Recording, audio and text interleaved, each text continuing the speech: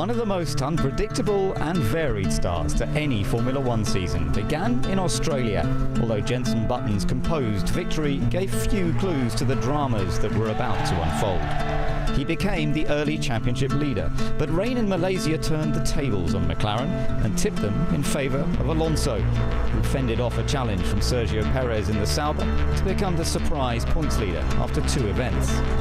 Normality failed to resume in China as Nico Rosberg took his first ever win.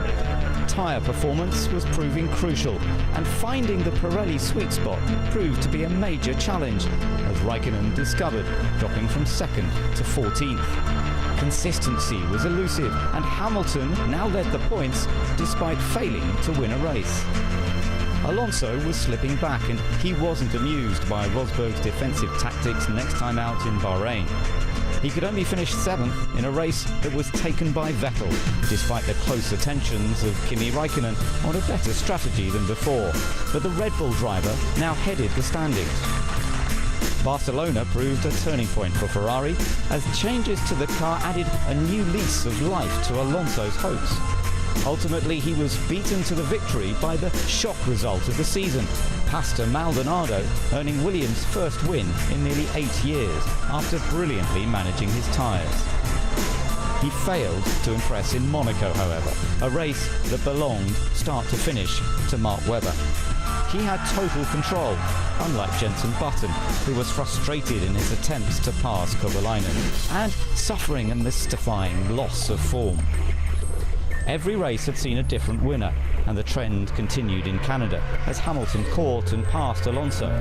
McLaren went for a 2-stop race against Ferrari on 1, and Ferrari paid the price as Alonso slipped to 5th. Hamilton made it 7 winners in 7 races and narrowly held sway in the championship. Sebastian Vettel was likely to be the one to end that trend as he sprinted away in Valencia. But a rare non-finish cost him dear, especially as Alonso had fought his way through the pack. For Hamilton, the race ended in even more dramatic fashion. Silverstone saw Alonso continue to run at the front, but ultimately he couldn't fend Webber off, and Mark's 2nd win of the season parked him firmly in 2nd place in the championship. But the British Grand Prix marked a low point for McLaren, only 8th and 10th on home turf, and both drivers were desperate for upgrades. They arrived in time for Germany, but Alonso was still the man to beat, while the tussle for 2nd was between Vettel and Button. Jenson enjoyed his best race since early season, especially when Vettel was demoted for his out-of-bounds pass. In Hungary, Hamilton used the upgrades to fend off the potentially faster Lotus of Kimi Raikkonen. Alonso lacked frontline pace, but maintained his record of scoring at every Grand Prix this year.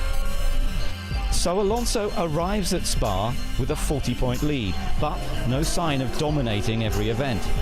Behind him, only 8 points separate 2nd to 5th, and there are 225 available. The 2012 season shows no signs of settling down.